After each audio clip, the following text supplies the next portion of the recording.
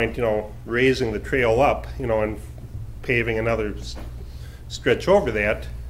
So I thought, okay, that's probably going to work. And then, you know, the next day you went in and we were doing final grading and stuff like that, and realized that this is probably not what the plan was. And I talked, you know, with Sheila again, and she said, well, we'll figure that out when a driveway goes in there.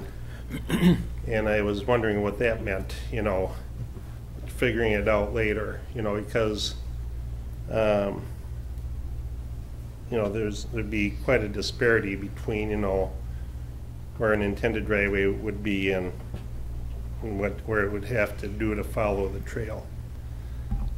Can I ask maybe an ignorant question? But how much lower, when we cut that trail in, I mean, is that lower already than what it was, or did this really not change anything? I mean, this is the way the land was. I can explain. Yeah, go ahead. Where we were coming from with design. Couple things. Obviously, we knew there was driveways going in through here. The trail's not rated for driveways, so it will have to be cut out at every location to make a driveway. The trail will match in on either side. This being a rural section, you know, as he mentioned. So hold on. So it'll be trail and then the driveway. Then well, the trail. we'll get to it. But this being a rural section, you know, he talked about the trail being even with the road. Well, that becomes a problem with drainage. I mean, we do that in town where there's curb and gutter. We want that drainage to go towards the street and into we don't the want it to go in the systems. lake. So here, we had to keep the natural flow of drainage, being that we don't know where these houses are going to end up or where the driveways are going to end up. It's very common on a rural section. If you go out to First Street East out here by turning trails, the trail's much lower than the road, and it comes up for the driveways, for the assisted living, etc. We had to keep the drainage. We didn't have a choice. With the crown of the road here, bringing the trail up, we would have had drainage stuck in the middle. Sure.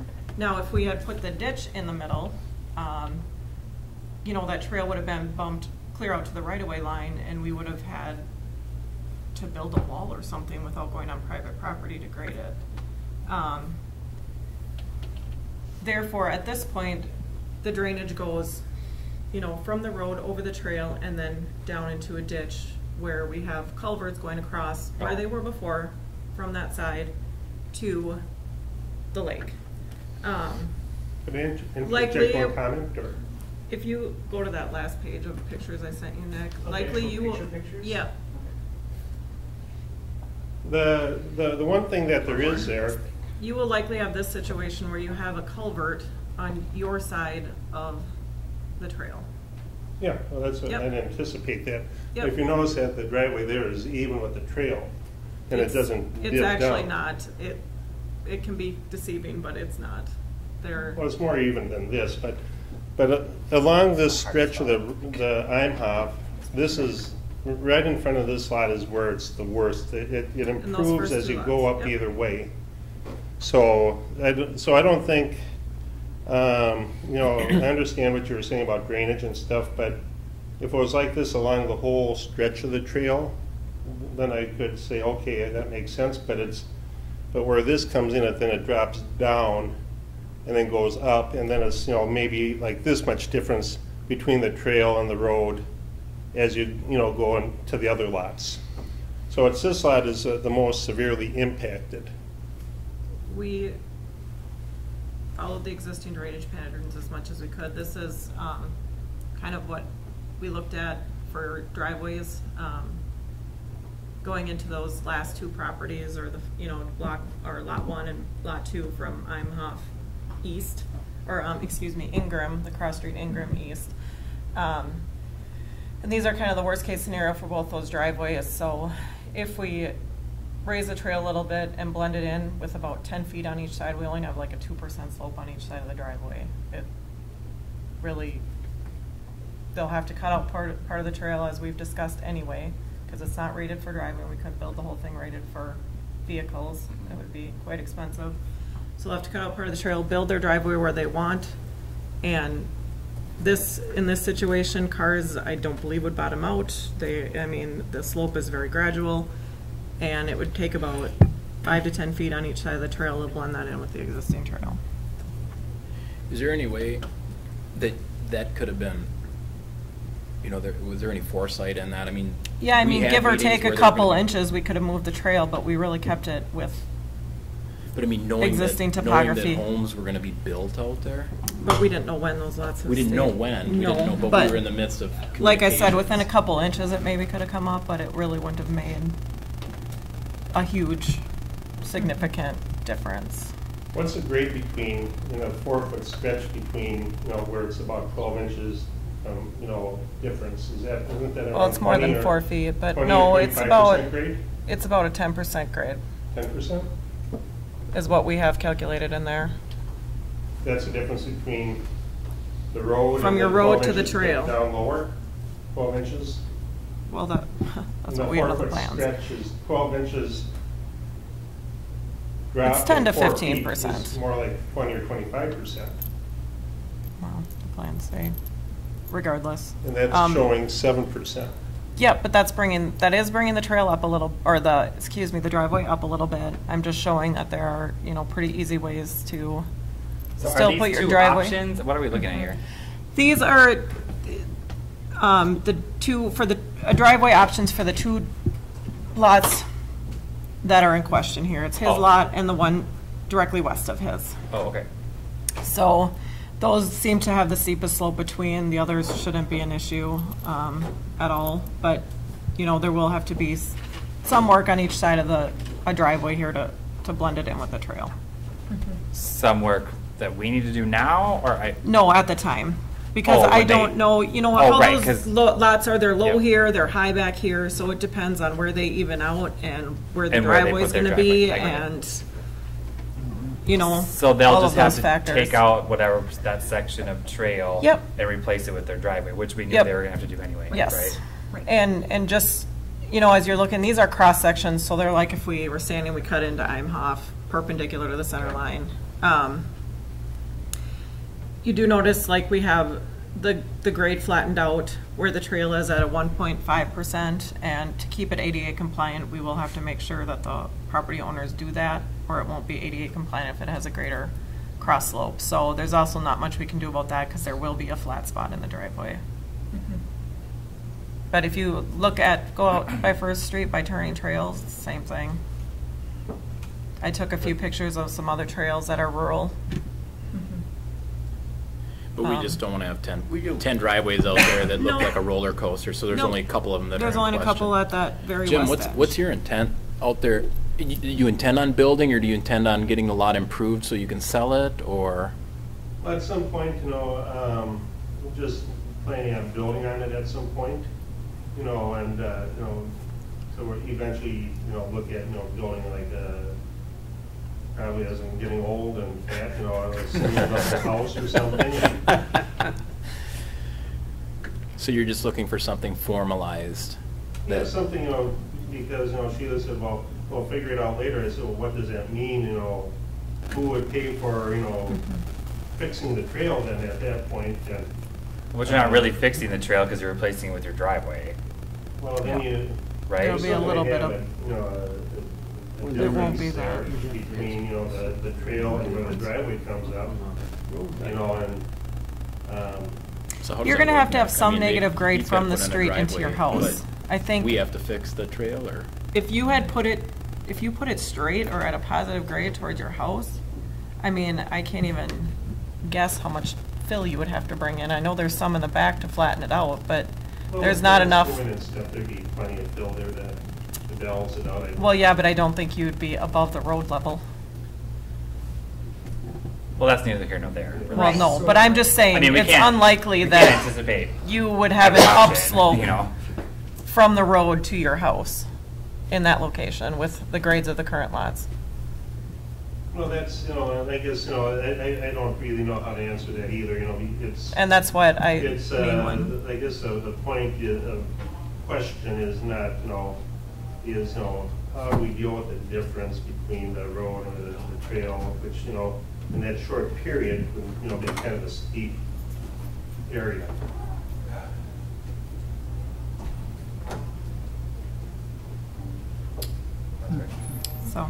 So I guess I'm illustrating that it can work. Like I said, I think it would be highly unlikely with those lots that you'd actually have a positive slope from. So it's not going to be a 12-inch difference between your driveway and the trail. Okay. Well, I mean, it just would need a lot of fill. I think that well, if there's this much it's unlikely. Then it's still a difference, you know. And you're going to have to bring your drainage from the front of your house to that ditchway so it can go across under Imhoff. So I mean, that's going to have to be kind of the low area. It doesn't have to be extreme. Like you said, a culvert. And a culvert on, the property side of the south of those sectional lots. I get that, from looking at it. But just giving our thought process on when redesigning it, we had to fit in with the existing topography to raise it up. We would have been bringing in a lot of fill too, and then we would have had a very steep edge going to the right of way. So Nick, do you want to talk a little bit what needs to happen then when they do build, or do you have anything to add? Yeah, thanks. So stepping back a little bit, some of this is continuation of issues that are 20 plus years old.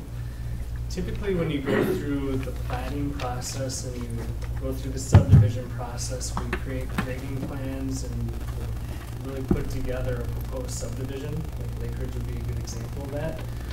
We know exactly where each and every house was to be built. We have a rough idea how that interconnects with the street and utility system. With these 8 or 9 parcels specifically, there's a pause button hit halfway through. So there's not building pads established. There's really only lot lines. In some ways that's good. That gives flexibility to Mr. Peterson and the other 8 property owners moving forward now to do what they wish to do within the confines of the zoning code. The issue, however, though, to Jim's point, there's not building pads established, so they need to decide where that's going to go. But because of the absence of that information, Sheila worked within the information that she had present within her own right-of-way. So in that particular case, I think the direction that council gave staff was we did not want to acquire right-of-way, so we had to stay within the city's right-of-way. That therefore makes for a pretty narrow boulevard, which we were also talking about. Like if this were 10 or 20 feet to spread over that grade, there would be less of an issue. Right. And ultimately it comes down to, unfortunately, probably Jim's parcel and maybe the first one in there. Mind you, I think we've gotten the plans for the first one and they seem to accommodate this just fine. Was that the other couple that was? Yeah, yep. So with each one of these, we're asking for the full gamut of materials that we would see for any new home, but it's the grading plan. That? Sorry. Yes, they have. Okay. But it's a grading plan, it's a driveway plan, it's a curb and gutter plan to show how this interacts with Imhoff. I think Sheila acknowledged that it could have been a little bit higher, but we're talking inches, not feet. Right. And that would have been the best of it. In terms of property owner responsibilities, they need to get us that information for review and consideration. Any restoration would be at their expense, which again was mostly understood as well because we can't build a trail to the standard of a road. Like that's just not realistic from a cost perspective. So I don't know if there's an ask in front of council, Jim, or not, but essentially what we'd be looking at is 8 individual plans for how that driveway connects to the trail. And Sheila does offer up some proposed solutions, which at least take that string that you had, like pretty effective. I get it. Like Aurora and I drove it even today. We see it as well. But essentially, what she's asking you to do is cut back the width of your driveway to bring it up to grade, which would solve this issue. You're going to have to cut into the trail the width of your driveway. Oh yeah, no, cut the trail. Yeah. Yeah, and it may be. Understood that part. Yeah. And you may see a few more feet on each side, if I'm understanding this 5 correct. to 10 tops. Yeah. To blend it in, depending on what he goes with in elevation. I mean, Sure. So the city would then cover the cost of the repair of the trail, or? No. Well, even if you had cut out your driveway, there'd still be trail repair on either side, regardless of grading. Yeah. You know. I'm confused. Why would I need to rebuild the trail to meet when it was screwed up to begin with, in my opinion? It's not screwed up though. Well, you haven't looked at it. it's this far below in that area, you know, where the driveway would go. But if the trail was correct, you'd still have to do the same thing. If the, No, if the if trail the was, correct, all I'd have to do is cut the opening, but put you'd my still, driveway in there. but you'd still have to repair it to the standard that we needed to. That doesn't, the condition of the trail right now doesn't have anything to do with that. You'd still have to do that. You'd still have to make it up to the standards that we needed. You'd still have to repair it. Jim's saying if this was a elevation more in line with the top of the road. Right, yeah, if it would have been steady with the same all along the whole works, instead of where it dips down and, you know, and has a very noticeable dip that, you know, you even noticed, you know, then it'd be like, okay, that's part of the deal, but now we're talking about something that's totally different, where the only solution I can think of is maybe putting a step there or something, you know, to go over the driveway, you know. But you'd still be cutting into the trail, so you'd still have to, Well, the driveway would fix the trail. but it wouldn't necessarily. If I may. Yeah, go ahead. You know, you're kind of implying that the trail is like a ditch, and it's not. It steps down. It is in keeping with the grade of the property. It doesn't have a positive slope. I mean, But you know, you knew that I was concerned about that, and a solution could have been worked out prior to, you know, paving the trail. Or, you know, even, you know, going. I don't know how we would have had a solution before. I mean, if we don't know, if you don't have a building plan, I mean, then we would have had to know each person's intent and what they were gonna do, and then build the trail according to everyone's building plan. That wouldn't have worked for a trail construction. Would have built the trail elevation to a consistent degree, or a difference with the road, the same, all the way from one end to the other, everybody knew where they were at. Right. But that would have required a considerable amount of fill. a Right, we fill just on this talked about area. Away from the sites. We, Yeah, go ahead. There was a lot of fill on the sites. I got the floor. If that would have been taken into consideration from the get-go, and they would have all been done the same way, you may have been required to do some moving of water through culverts and that type of thing, but it would have been far less to do that with the original design than it is to throw 2 or 3 lots in a convulsion because of this. I can't believe that you want people to back forward or back or use a trailer of any kind and go up and down this for the rest of their lives. I can't believe it was done this way. Sherry can't pull a trailer into her driveway, and, I mean, because of the grade of her driveway, and that's just the way it, I mean, we that's really the way kept some with homes are. the existing topography, not knowing there are areas where it is closer to the or the street level, and there are areas in that low area, wet area, where it's lower than the road as well. I mean, we had to keep with the drainage patterns that were there. You know, we definitely, I'm not saying it couldn't have been raised a couple inches where we are talking about here, but that would have been about the extent of it. We couldn't do a positive grade or keep it even with the road. We would have had a 1 to 3 slope on the backside. I mean, MnDOT requires handrails, safety rails for that kind of thing. You need some on this one too. No. Could you explain this picture, Sheila, why you sent it?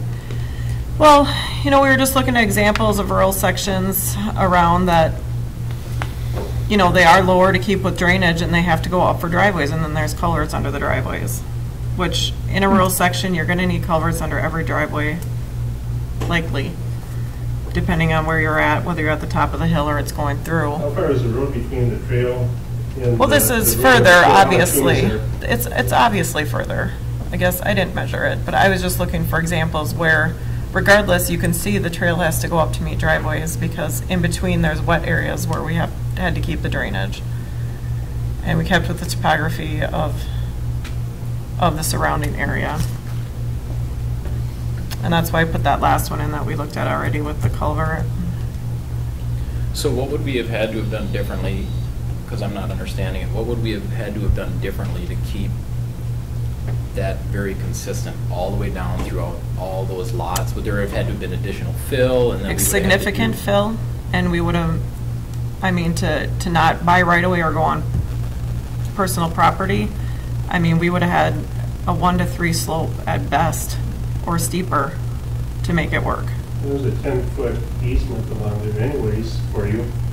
that you That's could for work with. utilities. And then an additional 10 feet that was turned over to the city.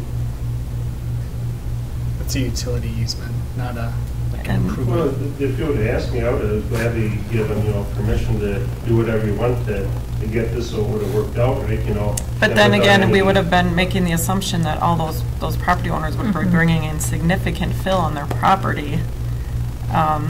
I still don't believe in his situation that he'll have a positive grade from the driveway to his home.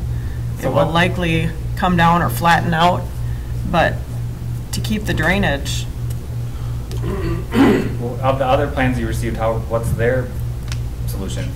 Is that the other lot that is part of This much the issue? difference. Yeah, I haven't looked that closely at the other plans that we submitted. I just know that they didn't have issues that were vocalized. Presumably, they're in a slightly better position than Jim, though. Oh. Jim, out of all 8 parcels, he does have the most significant grade deviation. Yeah.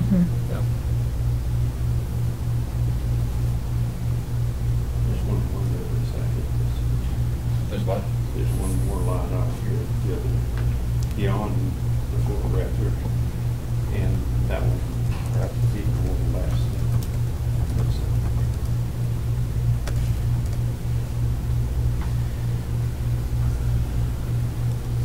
So, I mean, I don't know what. So, just saying that Jim's property, this was probably the worst. Yeah, yeah, Yeah. yeah, I get that. I mean, I don't know I don't know what's left to discuss, really, I guess. I mean, Nick, you look like you're gonna say something. You were. I agree with Mr. Munson in that I think that because we were in the midst of talks and the city agreed to make a concession to the additional work that was done out there, I agree that if you only had 1 or 2 lots that were in question and we could see that ahead of time, that we probably could have done a better job on those lots, changing where the trail fell or the elevation of it rather, and then worried about as long as there wasn't a drainage issue created by that. What's to say that we put another 4 inches of bituminous on top of this? Would that work? well, it would make it better, but you're still not going to have a positive slope, which is what he's looking for. I'm open to working with whatever we can do to make it work, if there's I mean, we if there's can, gonna be a difference between the trail and there, but just so we don't have such a significant drop in there. So what you're saying is you would prefer to be right level with the road? Or somewhere in that area, it's like at the end of the, road where the first house is on Nimehop where the trail went through. It was And part then all the way to the along, road. the trail is pretty much even with the driveway. And the driveways come straight out. The second house is lower, and they come up at the driveway, and the trail are still very close to, similar to the road. And, but they chose to build in a lower area. This is a higher spot, but then what you're doing is you're coming down and then coming up and then, so it's just kind of an unusual driveway. So if you make his level with the road, then you just, It can't be level. well, you can't be level. It can't be Yeah, it level, can't but be level. it can be closer. Level the road be very great. well, his But- driveway make it level with the road. Oh, And then Yeah, I the trail just just don't go see the off issue. each side. Is that possible? I think that's an option he already has to do on his own, if Well, I'm yeah, understanding. That's what we're talking about. that The he can- examples I yeah. gave were how he could have his proposed driveway. There's not a big slant, and this is why, he doesn't know if he's going to end up filling that in or where his elevation of his house is going to be. It's really a tough discussion, but that shows that shows where a driveway would be or could be on his property. It's probably the worst area of the property, and that's why we picked it. And you can see how you can flatten that out, and it would be just fine, and a trailer's not gonna bottom out, and it would require less than 10 feet on either side of the driveway to blend the trail in. So I guess my other question would be, really, there's nothing that we can do until he brings us his plans. That's how I see it, I guess. We are discussing a lot of hypotheticals. Yep. That being said, the aggregate solution, if you were to go along with it, would be ripping out a relatively significant width of the trail, or length of the trail, I should say, to bring in the fill so that it's at a more agreeable height.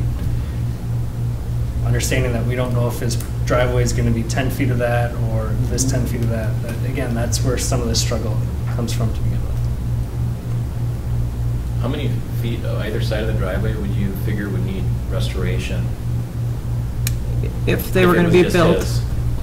If it was just his? Right. I think that profile I showed, we figured 10 feet on either side, On but either that's side. So that's probably really not good. even really required, because we're only at like a 2% grade. That's really the additional cost, is the restoration to That 10 or triangle. 15.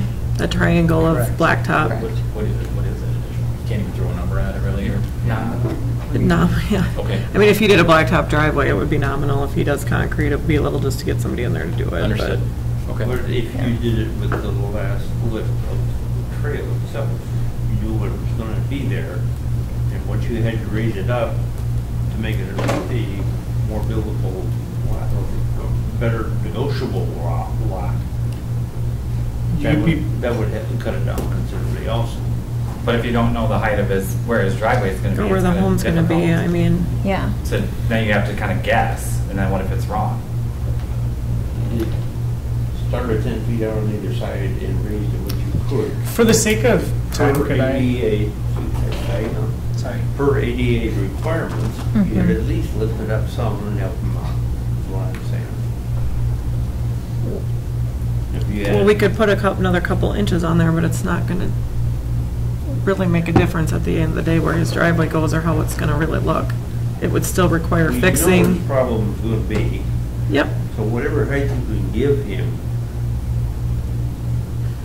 But I think what we're Yeah, we talking, know. We need to know. We need to know what his plans are gonna be. Right. Yeah. Yes. You can't. You can't. It's certainly gonna be cheaper for anyone to build when he has something in mind and he has his driveway in there and we can fix it rather than try to put 2 inches over the entire thing right now or Right. take it out and build it up or, you know, we would have run into huge grade issues if we had built it up. We had to have tons of fill and we would have had a very steep slope going to the right of way. And that would have been making the assumption that those builders were going to fill in their lots when Right. that's not really how they have to do it, you know? Costs a lot of money to bring in fill. Mr. Mayor? Yeah, I think just for the sake of time, we're at a half an hour with this discussion and no real conclusion. I think what I'm hearing from you there's some sympathy in regards to the outlay of this trail and the indirect plans that we have from Mr. Peterson. I think if you come forward with plans and we can quantify what restoration needs to occur in addition to what you would have had to do anyway, we can bring that back to council. I think that's a good way to go. That would put the onus on you to come up with a plan that's suitable to your proposed development, but then If I showed where, because, you know, what I'd be doing there is putting the cart ahead of the horse a little bit for, you know, setting a house and what have you, because I'd be designing a house that I may change later. But, you know, again, you know, I could say, this is where the proposed driveway would be. you're asking us to change a trail ahead of your plan. Well, if So you had already been you're- changed, you know, earlier on, you know, in you'd an have to easier give- way. somewhere along that trail, you would have to say, I'm gonna put my driveway Yeah, here. and I can do that. And from that. We'd also need an elevation on the house. Mhm. yeah. Yeah. That's quite a ways away. I bet he could work on that. No. But we're not going No. to do anything to the trail unless we know exactly Right. what he's going to do. That's the point that they're trying to make. Mhm. Is that we can't just, even if you knew where your driveway was and told us the elevation, until you have something like actual plans, we're not gonna, I mean, we can't commit to anything because we don't know what the repair is gonna be. Well- And what if you change your mind? I mean, How about if we were to just say that I put my driveway in and then the restoration of the trail belongs to the city? no, we're not willing to do that, I don't think. Not at this point. I mean, I'm not willing to agree to that. I'm not gonna speak for. I was just trying to turn it around. You got one shot, Jim, here to here, and we'll make it happen now. You gotta make your driveway match that in order to take advantage Right, yeah, of that's our fine. fix. That's what I'm- It's more or less what I'm suggesting too, but we still need plans and specs to base it off of, otherwise we're still speculating on speculation. Right, I agree. Plans to be 2 stakes. No, that'd be, because plans are plans. He has to, I mean, he has to do that anyway, regardless of this issue at some point if he's gonna build. So that's part of the process, so. Plans would be getting a surveyor out there, staking the lot, putting a grading plan together, saying, well, this is the elevation of the house, this is the elevation of the garage, this is the elevation of the driveway. You know, so there's a significant amount of stuff that's got to go into it, where all I'm looking for is just saying, I would like to see an area where it's, you know, doesn't do this, you know? But we just explained why we're not willing to do anything else to the trail right now. So, I mean, we can keep going round and round, but we're all saying the same thing. So unless someone's gonna make a motion, I'm gonna say we need to move on to the next topic. And we'll just have to tackle it when it happens, again. So, if not, then we're gonna move on. Well, my other choice is to let a judge decide, you know, that, and I'd really not have to waste my time Well, doing then, that, but. if that's what you choose to do, then we're completely done talking about it. Then you can have a No, lawyer I'm contact just, us. it's something that I don't think is Jim, unreasonable. we're not being unreasonable, and we're willing to work with you. We're just not willing to do exactly what you want us to do right now. If you had plans and we knew exactly where the driveway was gonna go, it would be a lot easier to answer your question. So that's all we're saying, is when that happens, come back and we'll revisit it. We're not telling you we won't work through it. We're just not willing to do anything to the trail right now unless we know what you're gonna do with the lot. So that's where we're at. So, Okay, thank you. Thank you, Jim. all right, item H is the consent agenda. There are 2 items on there. Consider accepting all reports and payment of claims, and consider accepting various personnel appointments. Sorry. If there's no discussion on those, we'll look for a motion. I'll make the motion. We have a motion. Is there a second? I'll second. We have a motion and a second. Any further discussion from the council? All those in favor signify by saying aye. Aye. Aye. Opposed? Motion carries. New business, item A, wait, did I skip that? I'm sorry. Oh my gosh. Sorry, everybody. Did we Try to skip get it some together stuff? here. Item I, presentations, public hearings, and related approvals. Yes. Consider accepting the 2017 fiscal year audit. I should have known, you're sitting right there, right at you, your item. Sorry about that. I usually have a paper agenda in front of me, and I can follow that better than I can on this. Did we skip over the committee reports? Oh, we did? Oh, we did. I think We for come the back sake to it. of our guests, we can do that at the end. How's that sound? Yeah, that's fine. Yeah. All right, Yes. good evening, everyone. I'm Kari Steinbeiser with CDS. I just want to start off thanking you guys for giving us the opportunity to work on this audit again.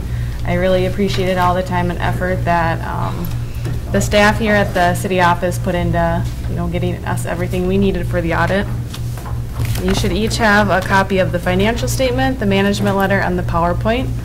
And I'm going to go through basically the PowerPoint because that does a good job highlighting everything in the financial statements for you. Just tell me where to click, okay? So I'll start off with your independent auditor's report. This is what you've hired us to do and gives you our end result. The financial statements are the responsibility of the city's management, and our responsibility as your auditor is to express an opinion on these financial statements. The audit was conducted in accordance with generally accepted auditing standards and government auditing standards. And it was performed to obtain reasonable assurance that your financials are free from material misstatement. Now, this is not absolute assurance, as we do not test every transaction that the city has. Can go to the next one. The financial statements are presented fairly in our opinion, so we're issuing you a clean opinion. There are required supplementary information schedules that are in this report, but they're unaudited. This includes your management's discussion and analysis, and then some pension-related schedules that government accounting standards require. Government auditing standards also require that we report on internal controls, and I'll discuss this more later on in my presentation. So this first chart shows you your statement of net position. This is at December 31st for 2017 and 2016. It's a snapshot of the city as a whole, so it includes all your funds, your general funds, your special revenue funds, debt service, capital projects, and all your enterprise funds. And it is on a full accrual basis, so you have things like accounts receivable, capital assets, accounts payable, and long-term debt all included in this statement. Up in your current assets, you can see that in 2017 there was a decrease of $128,000. Part of the reason for this decrease was there was a decrease in cash of about $400,000, but there was an increase in your accounts receivable for $300,000. So during 2017, you had a pretty significant new utility customer that came on, and that is attributing to a majority of that accounts receivable increase. And that's also the reason for the decrease in cash, because you're paying for the costs of having that new utility user before you're getting all the revenues in, because your utility revenues are 2 months behind when you're incurring those costs. And one other reason for this decrease in cash is the city pays some debt service payments that the wastewater commission reimburses, and that was a timing issue right at the end of the year, so that is also contributing to that decrease. It was a little bit different this year. It was kind of a perfect storm of Forsman Farms coming online, normalizing their operations. But then for the wastewater commission to maintain proper reserves, we actually delayed some of our reimbursement back to the city. So when you put all that stuff into it, it's almost identical to last year. Looking at your non-current assets, there was a decrease from 2016 of $546,000. Most of this is a result of accumulated depreciation. This depreciation expense was $666,000. Kind of to contrast some of this a little bit, there were some capital asset additions of $210,000. You have some costs related to the parking lot project. There's finishing the industrial park improvement project, and then some other projects that just started up in 2017. There's a section for deferred outflows of resources and deferred inflows of resources, and you can see that those are pretty large swings between the years. This is related to your pension adjustments that occur. These are actuarial assumptions, economic experience type ratios and such that impact these amounts. This is also in your non-current liabilities as well. There's a pension liability in there. But the net adjustment of all those pension-related items is just a decrease of $58,000. So not as significant as it looks at the onset of your statements. In your current liabilities, there was a decrease, and this was mainly, or an increase, I should say, in your accounts payable. This was due to the new utility user, so you owed the wastewater commission some additional fees for right at the end of the year. In your non-current liabilities, you can see that there's a decrease there as well, and that's just your scheduled debt payments, paying down your debt. So overall net position increased $274,000, and your unrestricted fund balance actually, or unrestricted net position actually increased $323,000, which is a 4% increase. So that is a good increase to have. On the next slide is your general fund cash and investment balances. Here you can see where that cash dipped. Now this is a little deceiving because it's showing up in your general fund, and really this is The general fund's covering the deficit cash held in some of your other funds. So like your sewer fund, there's some deficit cash. There's deficit cash in your TIF, the Munson Lakes Fund, and then also this Commerce Boulevard Street Improvement Fund. So your expenses are exceeding the revenues coming in. And between those three funds, you had an additional, or you had more of a cash deficit of $700,000. So that is what's bringing this balance down. If you were to look at just the general fund aside from any of this coverage of deficit cash, you're actually looking at an increase of cash of about $64,000. And this is consistent with the increase in fund balance that's occurring in that fund. So the next slide shows the breakdown of your fund balances. You have a non-spendable piece, and this is attributed to land held for resale and advances to other funds. There's an assigned fund balance piece, $15,000. That's stayed constant for the past couple years. And then there's your unassigned fund balance of $2.1 million. And the total increase of your fund balance from 2016 is $51,000. And this is also the increase in your unassigned fund balance. And that is also close to what you had budgeted for your increase in fund balance of, that was $48,000. What's that 15,000 that carries through from 16 to 17? Yeah, I was going to ask that too. I forgot to look at the statements for that. The statements show it's for developer, signed for developer. I don't know.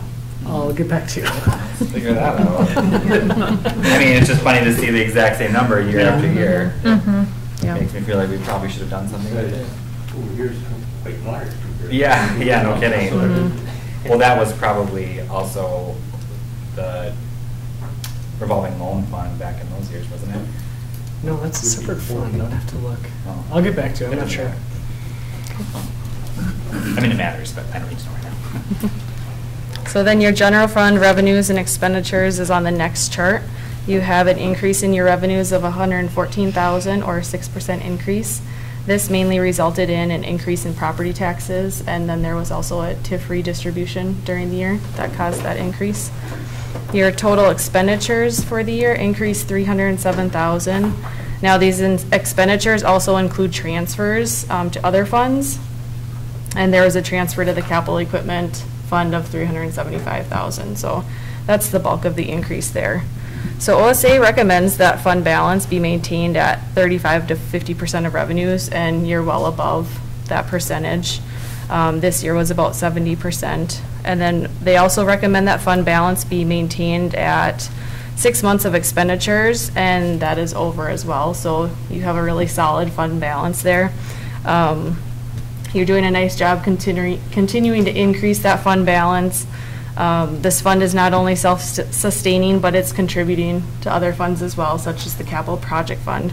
So that is really great.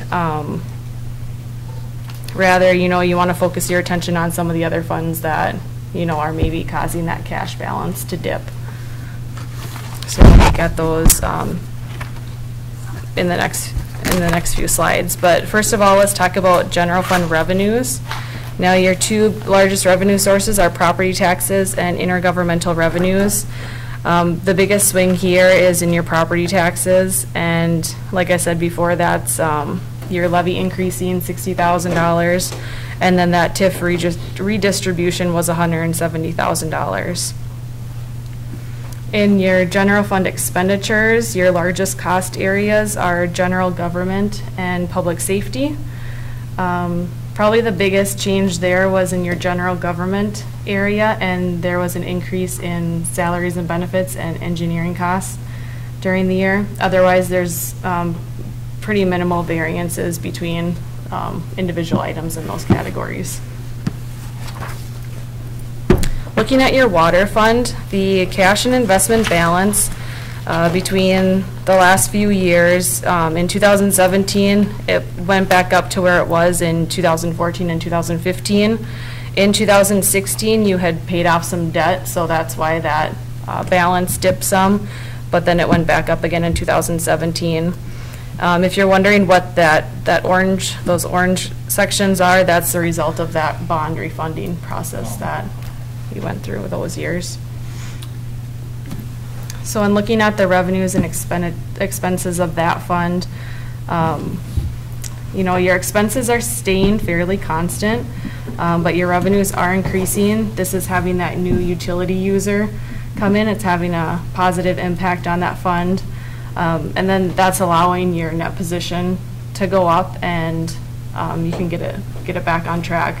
Right now, your net position is broken down into two categories. There's a net investment in capital assets, which is the net amount of any capital assets and related debt.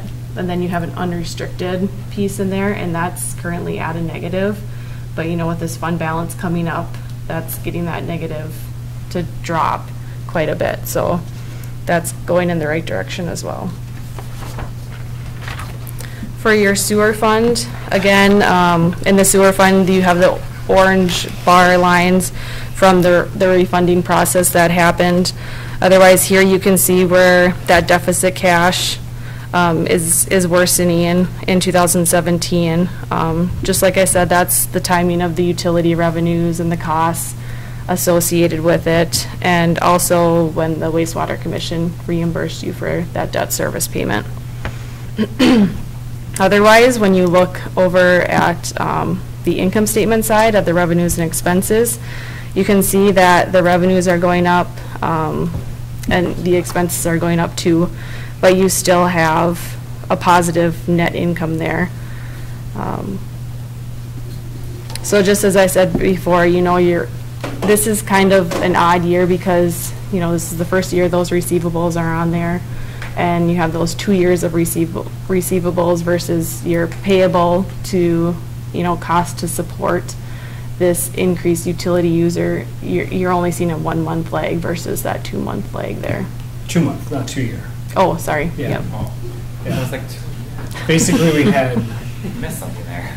Yeah, like I said, the three biggest variables were there like 2 months of delayed payments, plus we paid the debt service that's not refunded back from the commission. So it was a significant amount of cash that we threw out to pay the commission that had not been realized in actual fund balance back. If you take that out, we're actually doing better than the year before. I'd hope to show that graphically, but it was too many puzzle pieces to put together. I think if you look at the water fund specifically, it would follow a closer trajectory to that. So then going forward and looking at the liquor store fund, your gross profit is in the blue line, and you can see that the gross profit has been pretty steady the last 3 years. From an accrual basis standpoint, you can see that you have a net loss before transfers in 2017. You're staying fairly consistent, still in the 3 years, but in looking at it on a cash basis standpoint, you actually have operating activities that increase cash flow by $9,500. So operating wise, you're doing good in that fund. Is just when you take into consideration depreciation, those type of non-cash variables that are going to bring down your net income or loss into that fund. But I mean, it's important to look at that depreciation because you want to build up reserves in the future for, potential building improvements and such. So that would help cushion that cost into play. Looking at the compliance section, there are 2 additional compliance type reports that we issue. The first one is Minnesota legal compliance, where we test 7 different areas of compliance, and we did not note any non-compliance issues. You're in accordance with the audit guide, which is issued by the Office of the State Auditor. We also issue a government auditing standards report, and that has 2 pieces to it, internal control and then compliance. As far as internal controls go, we noted 3 material weaknesses. The first one is limited segregation of duties. This is a common one for cities your size. It's hard for it to completely go away, but basically when you have limited personnel in the office and you're doing different duties, you can't always segregate those duties completely. So, you know, you have your policies in place which help to mitigate anything from happening, and you as council need to be, you know, involved in the process, which you are by looking at, you know, disbursements and such financial type matters throughout the year. And then just having procedures in place and making sure those procedures are followed. So this is no different than previous years, that limited segregation of duties. The auditor prepared financial statements, you know, that's just something, if we prepare it, then that's a material weakness there. And then we did have a material audit adjustment. This was a two-part piece, and the first part was there were some amounts due from the school district for use of a school resource officer, so that increased receivable. And then also we removed some special assessments. They were removed from the assessment roll, but they're going to be recovered most likely through property taxes, and so there's a different accounting that you have to do for that type of receivable. Otherwise, there were no compliance issues that we noted. Professional standards require that we communicate certain items at the conclusion of our audit. Accounting practices are management's responsibility. There were no new accounting policies adopted, but there are accounting estimates that are used, such as depreciation and then these pension-related items. We didn't encounter any difficulties. Adjustments and corrections have been approved and will be made by the city. There were no disagreements with management, and management will need to provide us a management representation letter stating that all essential information has been provided to us. And there were no management consultations with other accountants to our knowledge, which would be obtaining a second opinion. And then any discussions with management that we have prior to that is not a condition of retaining us as your auditors. And then lastly, I have some management recommendations. The first one is one that you've heard before. The municipal liquor store had the operating loss. So because there were losses in 2015 and 2017, you will need to have that hearing towards the end of the year. Just remember, you know, your gross profit is in line with the past couple of years, and your cash flow is positive. So I think, you know, that's something you'll want to focus on there. But and then another piece is upcoming Government Auditing Standards Board Statement number 75. This is a new standard surrounding other post-employment benefit plans. It's going to be very similar to the pension standard that we implemented a few years back. It's going to require recognizing a long-term obligation for post-employment benefits as opposed to a cumulative difference of the annual OPEB costs and the employer contribution. So you're more than likely going to see this liability increasing, just like it did with pension amounts. But you guys are, you have talked to your actuaries about it already. I think you have that new valuation done already, I believe. So you're on top of it. Right on top of it next year already. Yep. And then I do have some internal control recommendations. I did a more thorough analysis here with your internal controls, and then Aurora and Nick and I sat down and discussed them. And they're at the back, the last page of your management letter, which is the smaller packet. And I'll just highlight a few areas that we talked about. And I mean, I think some of them are already in place. You guys probably implemented them as we were talking about them or soon after. But one of those being reviewing credit card statements by someone other than the person that's issuing the check, reviewing the bank reconciliation and corresponding bank statement other than the person doing the bank reconciliation, reviewing payroll checks after they're processed but before they're delivered to employees. When there's signature stamps, then make sure that they're separated, you know, so one person can't stamp two people's names. So it doesn't even have to be, you know, necessarily the person whose name is on the stamp. If it's just someone else even, I think that would be a good control to have. I mean, manual signatures are always good, but I mean, that's sometimes inconvenient to do and isn't very timely. Obtaining copies of voided checks, I think you're aware of that, providing them to council with the disbursement listing, and then approving journal entries after an entry is made by a person. And I will note, with the exception of the notes for the ambulance, Sherry, Aurora, myself, those two especially have done a wonderful job of already implementing all of these. Very good. The ambulance is a little bit trickier just by how they do business, but we're getting there. And that goes into my next comment that I had, was with the ambulance checking account. At the time of the audit, the ambulance was, the activity wasn't recorded until the audit, so if we can get the activity in the books and the bank statement reconciled during the year, I think that would be more timely measure to take in that aspect. For the bank reconciliation process, we did notice some discrepancies between the reconciliation and the books, so just make sure that any irregularities are taken care of prior to the audit. Ensure that your revenues and expenses are accurate. And then as far as the report of outstanding indebtedness, this is a report that needs to be done before February 1st of each year. And that'll be easy enough for you to take care of. So, all right. Do you have any questions? Anybody else? No. Well, thanks so much for being here. I suppose we need a motion to approve the audit. Yeah, or we need a accept. motion to accept it as presented. We have already submitted it to the state for approval. So we kind of have to accept it. Right. And I would like just to say again, Sherry, Aurora, it was kind of a baptism by fire with our circumstances this year. They were wonderful.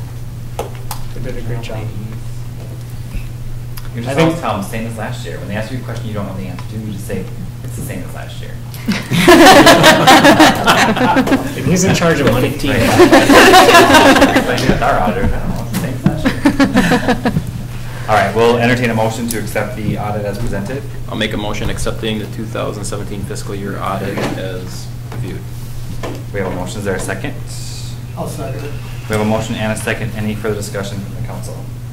All those in favor signify by saying aye. Aye. Opposed? Motion carries.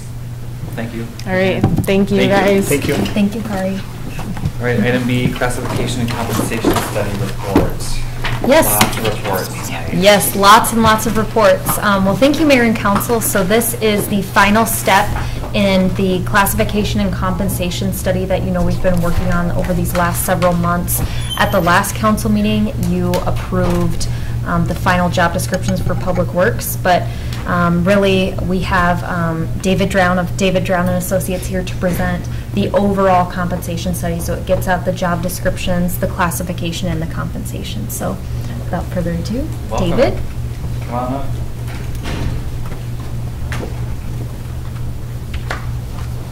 Evening, everybody. Good to be here. I think you've distributed a kind of an updated version of our final report. It's brief, so, I intend to walk through it in about 5 minutes and hopefully 3 minutes. If you look at the second page, which is labeled page 2 at the bottom, really briefly the process we went through after the introductory meeting. There are really kind of 4 major steps in the process to go through a compensation study like this.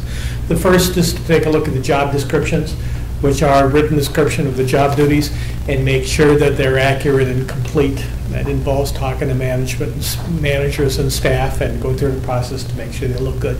Most of that work ended up being done by your staff, perhaps much to their frustration. All I can say is when we send you the bill, we won't bill you for the work in that area that we didn't do. Okay? We did spend some time in terms of looking at those job descriptions and then going through a process to evaluate them. We have a system that looks at 7 separate factors and deals with things like responsibility. Are you supervising people? What's the impact of your decisions? And stuff like that. The offshoot of that process is a numerical rating that's used to rank your jobs internally, and that's a component of the salary system. It's also something that's pretty critical to keep the state of Minnesota happy with their comparable worth statutes that make sure that you pay male-dominated professions at our jobs no greater than female-dominated professions, and that's a part of that process. Okay.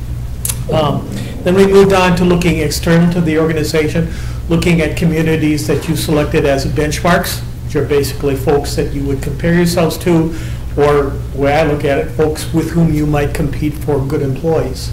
And look at their wage and benefit package, compare theirs to yours, and if there's some mismatch that might generate problems for you, that might be a reason to adjust your pay system.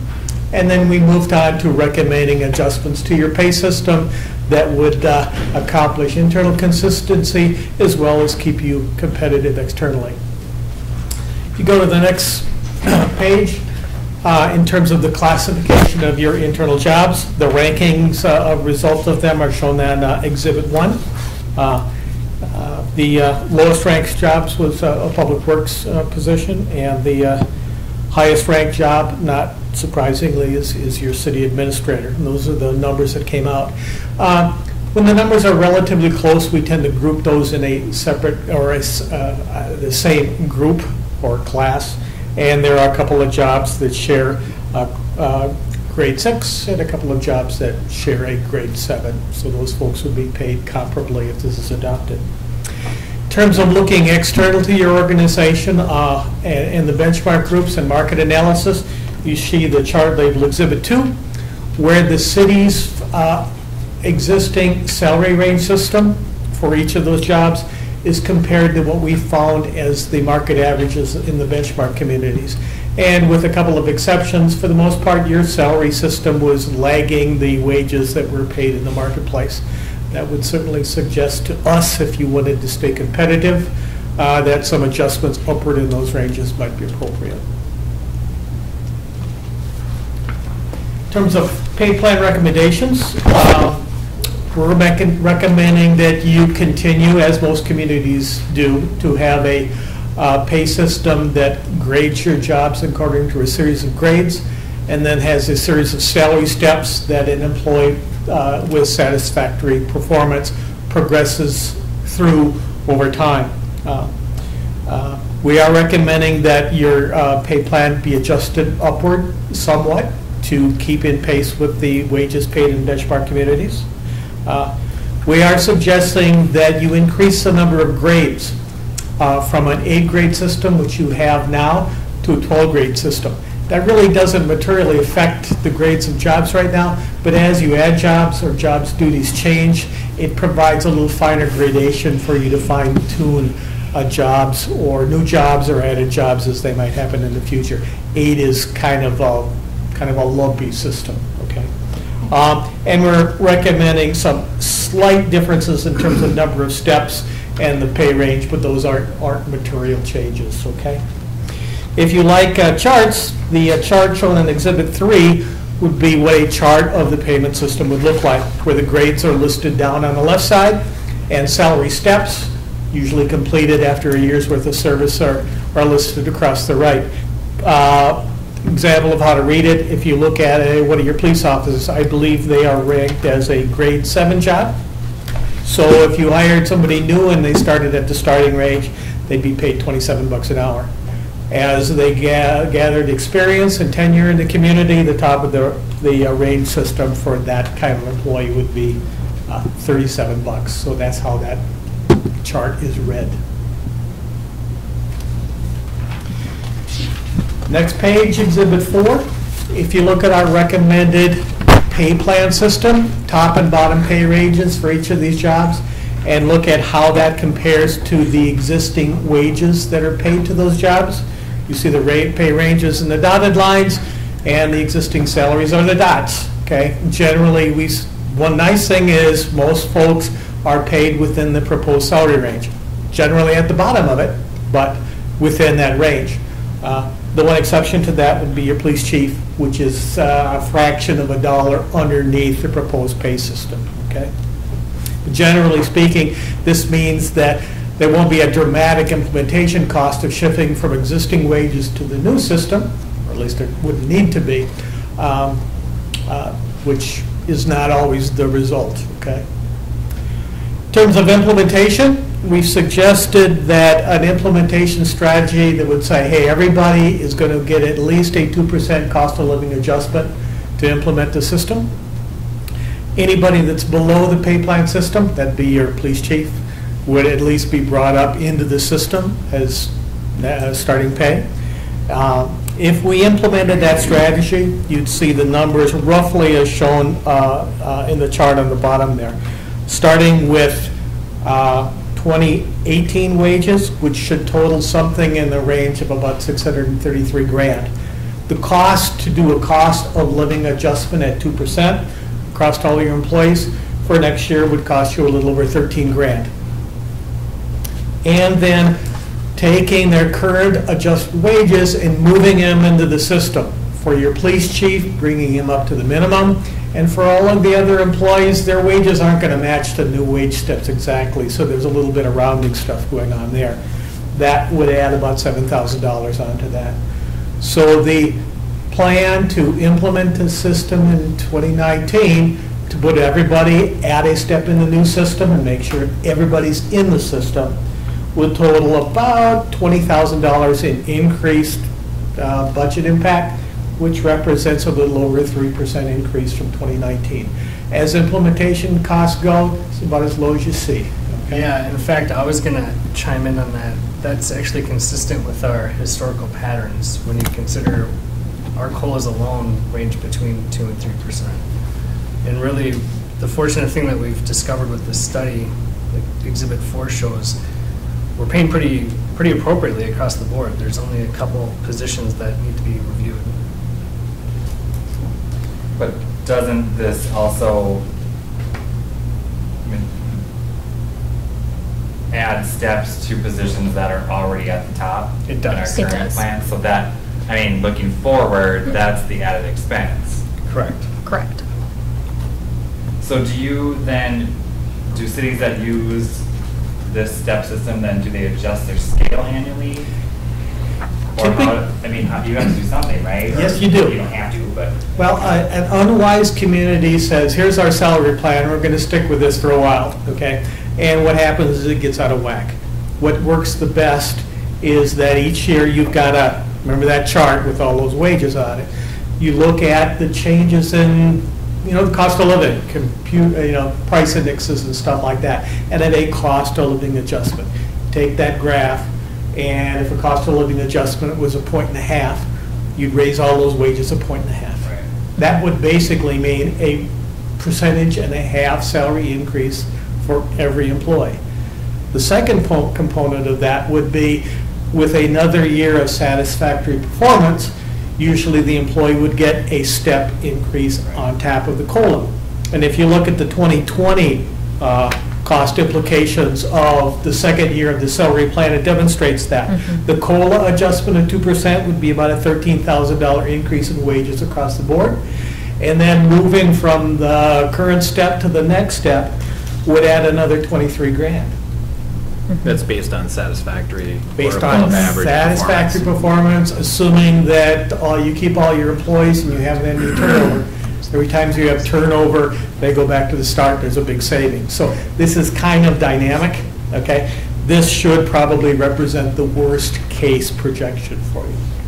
But it does suggest that another year of satisfactory performance for a typical employee would be a COLA plus a step adjustment. It's about 3.5%. So happy employees that stay here probably means a payroll increase of 5 to 6% moving forward. Which is consistent with what we've been doing between COLA and adjusting our pay scale as well with the step increases. Yep, that's right. And This one plan, note- this plan keeps your percentage step increases virtually unchanged from history. So what your history is probably what this new pay plan will function like. And David, help me out. We discussed this at our last meeting, but I believe these figures also include the assumption of a full-time accountant, correct? Or did we adjust that?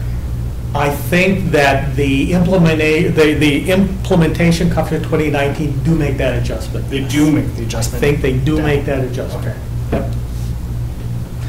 Let me answer that, but I'll check that one. Yeah, I was gonna say, But I think because so, this looks okay. pretty similar to what we were looking at before, so, Okay. okay.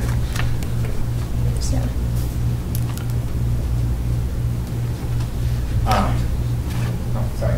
Well, Bottom line is, I think your old system was the right system for a community your size. It seemed to be working fairly well, but it was getting a little bit out of date, which means the top of your ranges were starting to look like the bottom of everybody else's. That would mean that employees didn't have a way to go.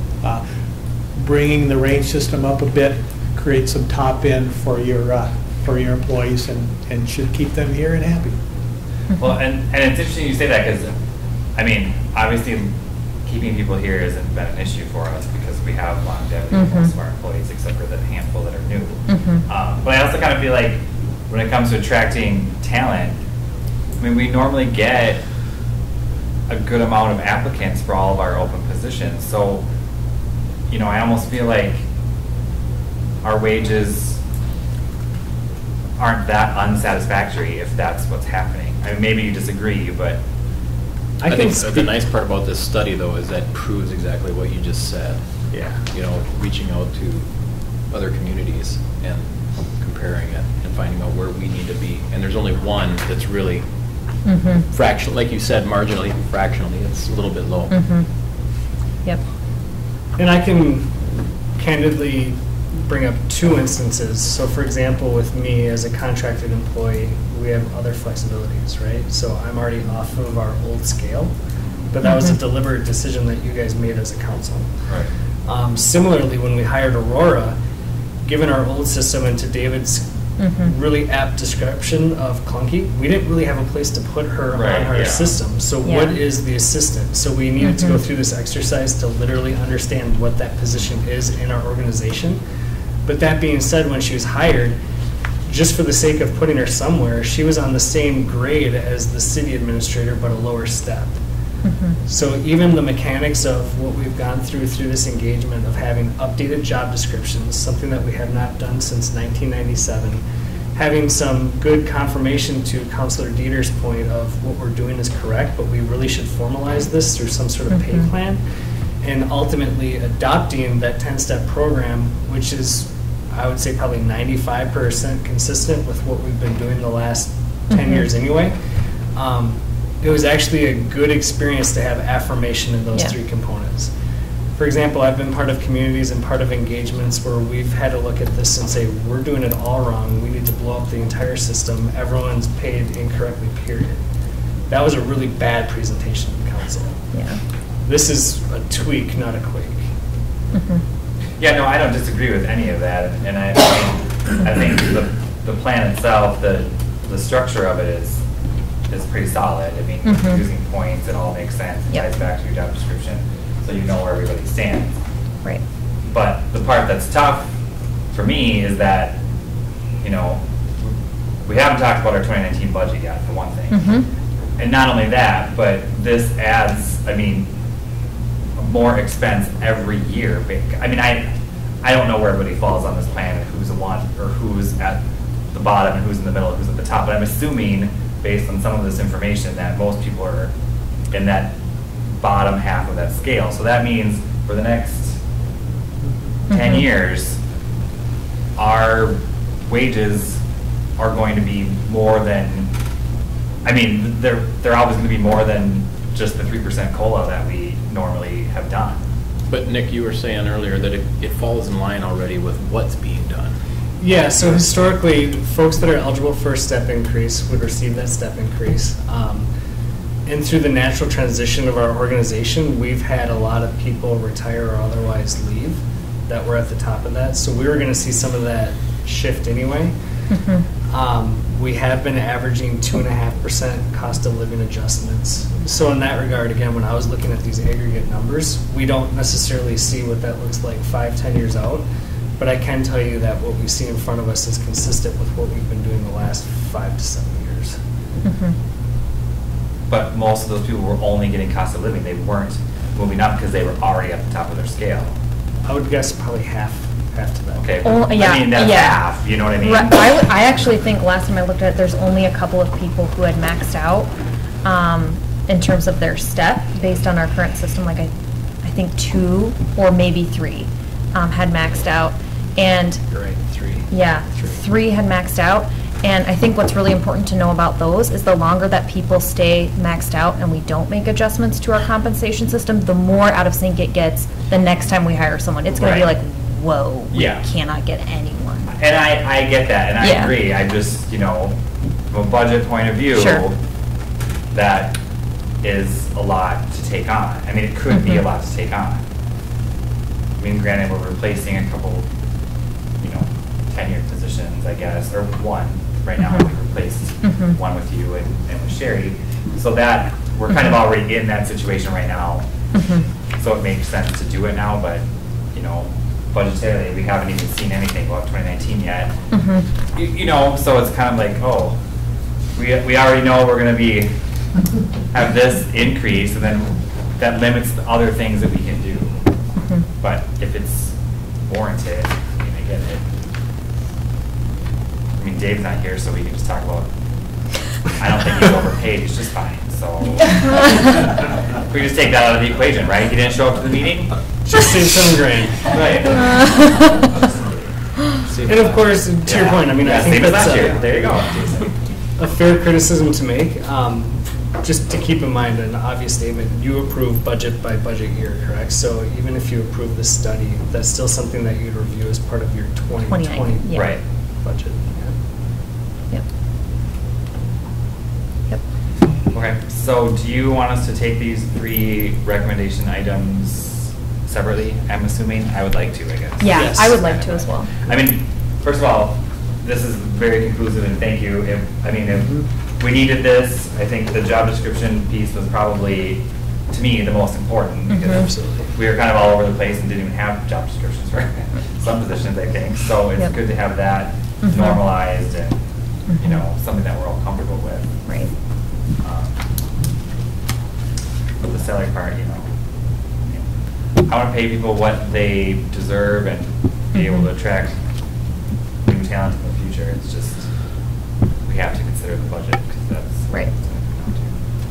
But anyway, all right, so we'll look at item 1, approval of the classification and compensation study report and implementation plan.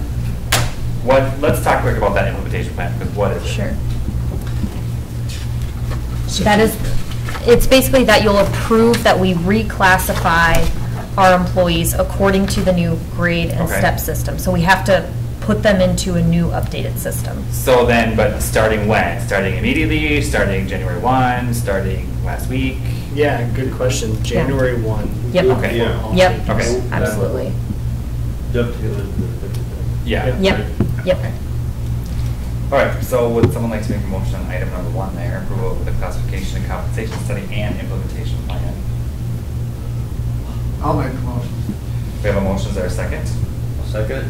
We have a motion and a second. Any further discussion from the council? All those in favor signify by saying aye. Aye. Opposed?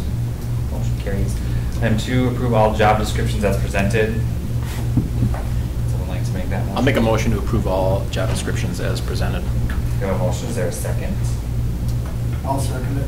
We have a motion and a second. Any further discussion from the council? All those in favor signify by saying aye. Aye. Opposed? Motion carries. And item 3, approve the new 10-step pay structure plan. I'll make the motion. We have a motion, is there a second? I'll second. We have a motion and a second. Any further discussion from the council? All those in favor signify by saying aye. Aye. Opposed? Motion carries. All right. Great. Well, thanks for being here. Thanks for hosting. Thank you. Yeah. Yeah, And thank you another- so much. Another shout out to Miss Aurora. She did an immense amount of work on this project. So thank you. That's why she moved herself up on this scale. right? Yeah. Self-manipulation, right? We know you didn't. Thank you, David. All right, thanks. Have a good night. Thank you. All right, the first item under new business, consider approving the 2019 budget schedule. Timely. Yes, yeah, thank you. We're somewhat playing catch up. Thank you for your understanding. Really what I'm trying to get in front of you is a snapshot of the crash course that we're going to go through over the next couple months to approve our 2019 budget and levy. The 2 things that I really want to bring up to you, and that somewhat changed with the understanding of Jean being absent from tonight, the items that you see under August 21st, which was slated for tonight, I would like to have a special budget workshop on September 5th. So you're really approving this overall budget calendar that will follow moving forward, but I am highlighting that because Wednesday, September 5th, and then following the Thursday, September 20th, would be 2 non-council or traditional council dates that I'm looking for you to come to a workshop to discuss the budget. I'm sorry, what were those 2 other dates on here? The 11th and the 20th? No, the 5th, September 5th. Oh. It's a I'm sorry. Wednesday. It's a Wednesday, yes. Okay. And then September 20th. Okay. Potentially on the 20th, we'd be passing the preliminary levy and budget, but that's also a date that works for Shannon Sweeney to come and do this pretty fun exercise that we want to show you guys with the CIP and CEP that shows we can actually afford the stuff we I get nervous when makes this fun exercise. It's like a governmental oxymoron. Okay. And what time? To your discretion, but 6 o'clock. And I'm assuming you'll send out some sort of reminder. Yeah. So I'll Mhm. write this down Yep. right now. I can refer back to the schedule. Okay. I put this on intentionally as a discussion item to make sure that you can be here, but if you want to change it. I think I'm free. This follows something similar to what we've been doing in the past couple of years, but it does consolidate into about 2.5 months, not 3.5 months. Okay. All right, so we need a motion to approve the schedule. That's Julie Core, right? Mm-hmm. So I'll entertain that motion. I'll make the motion. We have a motion, is there a second? Second. We have a motion and a second. Any further discussion from the council? All those in favor signify by saying aye. Aye. Opposed? Motion carries. All right, so item B, consider SRO agreement between the city and HLWW. Yes, thank you, Mayor and Council. So the city and the school district have actually worked together on a school resource officer program for quite some time now.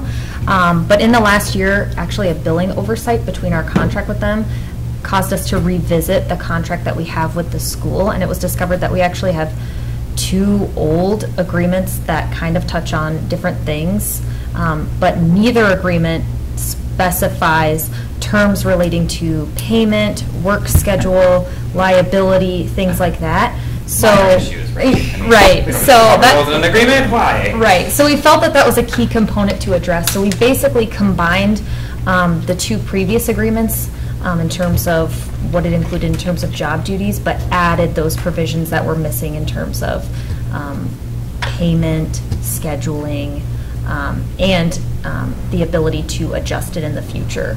No. Provisions if we needed to make amendments to the agreement as well. So was it reviewed like annually then? Is that the plan?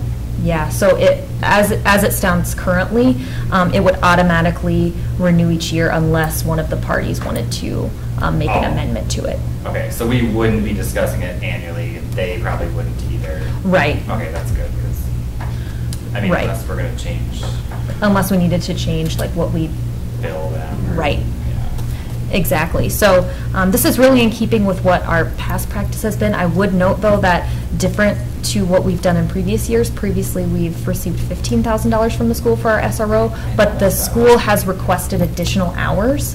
So in talks with them, they've agreed to $20,000 to cover the additional cost of having an SRO longer in the school district. So. And And we have no department- issues with the extra hours That's providing. No, we backfill with part-time and flex schedules anyway. And candidly, the $15,000 that was originally agreed upon was based on the rough amount that was given from the state to the school for this purpose.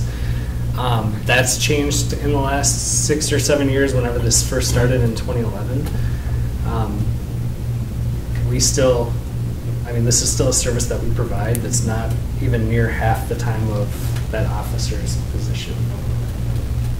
Right, and just so the general public is aware, I mean, when he's there, he's still a Howard Lake police officer, he still responds to calls away from the school if need be, you know, so, I mean, that's why they don't pay the full cost of it. Right. It's wages. Do Exactly. we see that evolving down the road or changing additional hours or? I somebody personally was totally somewhat dedicated? surprised by their request for additional hours.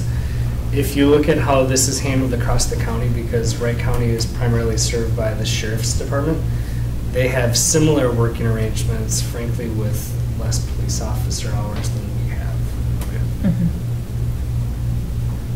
Yep, so largely in keeping with the same agreement that we've had with the school previously, just tidying up more of the clerical notes that need to be included.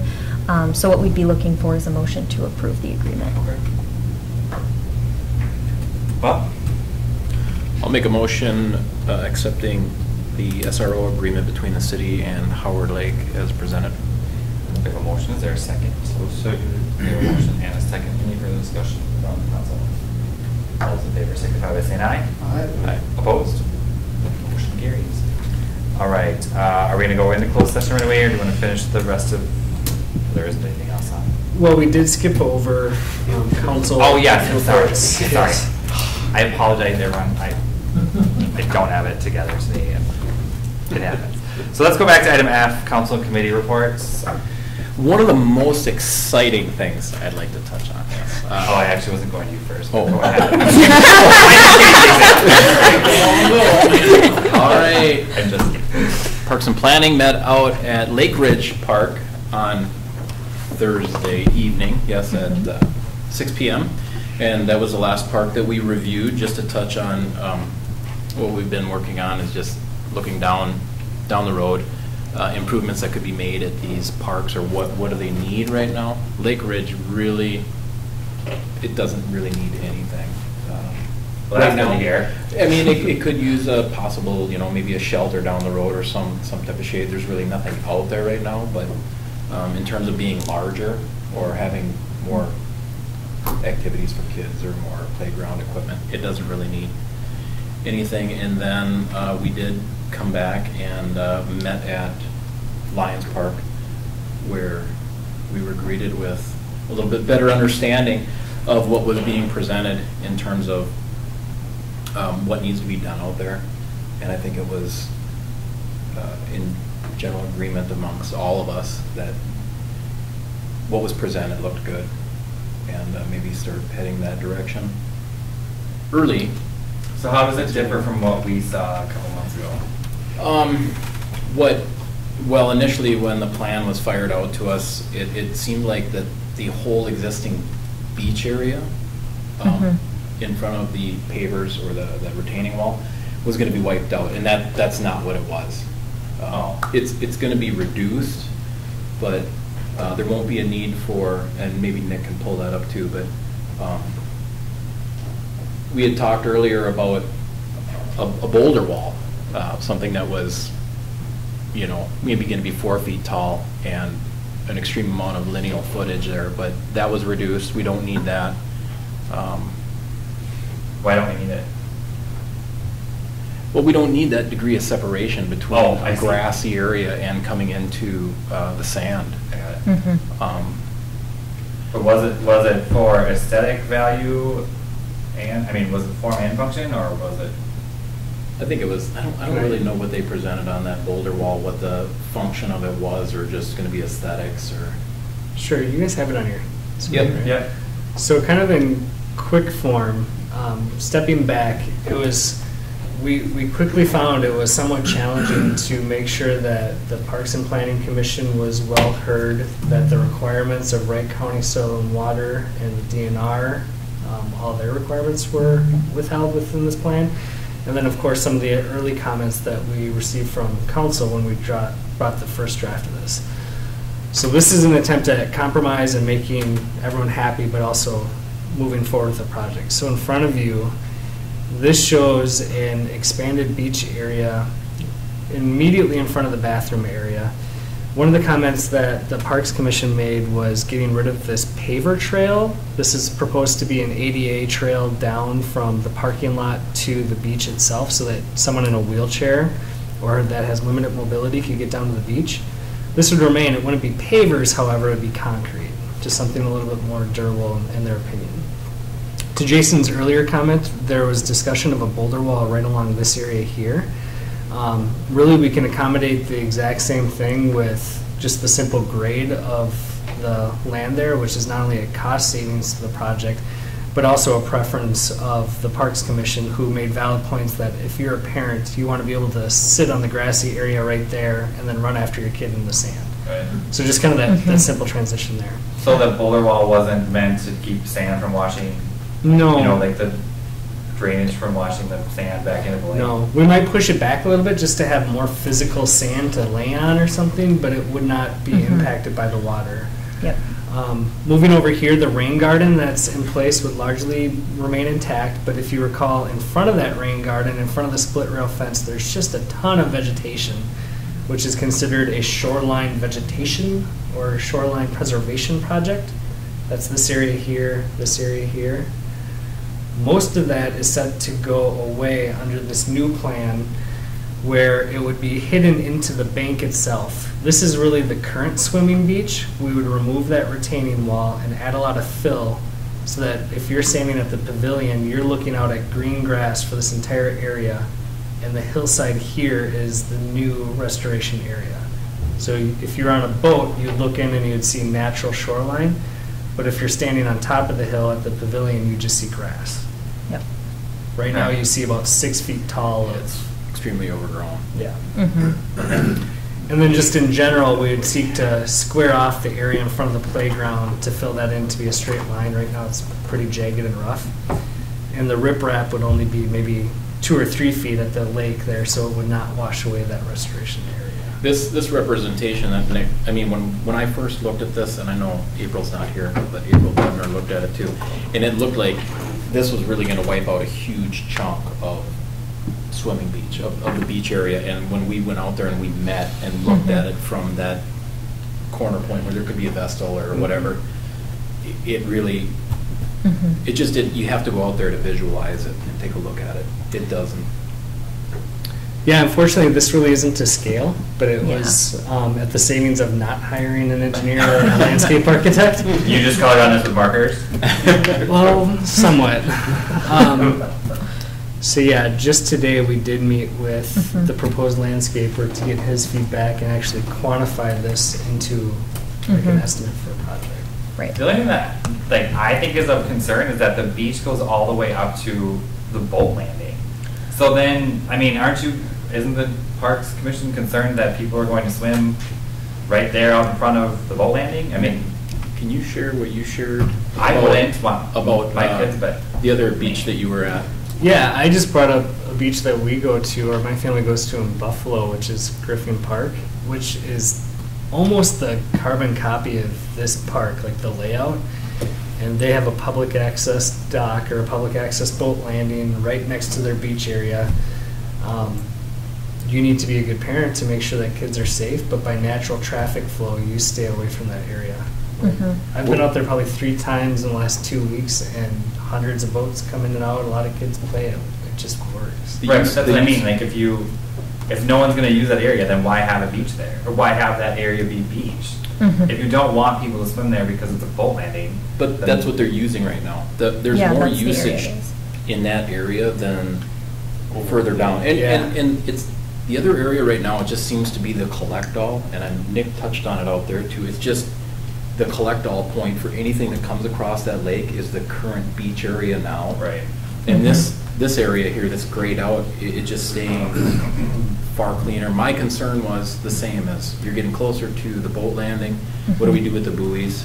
How do we keep, watercraft out of that area? Right. But again, if you go out there and if we stood out there and we looked out, it's a much bigger, larger area than what this appears to be.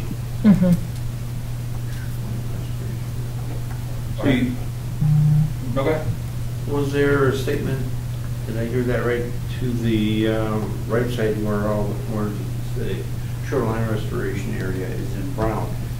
Isn't that beach area, sandy beach area now? We would propose, like right here, if you can follow my cursor, kind of see where that looks. Right now, if you recall, the beach kind of curves in with that retaining wall. A good chunk of that would actually be filled in and brought up to the grade of the pavilion so that there's more grassy area. So you're right that you would lose swimming beach in that area and churn for that shoreline restoration area that would slope down towards the hill.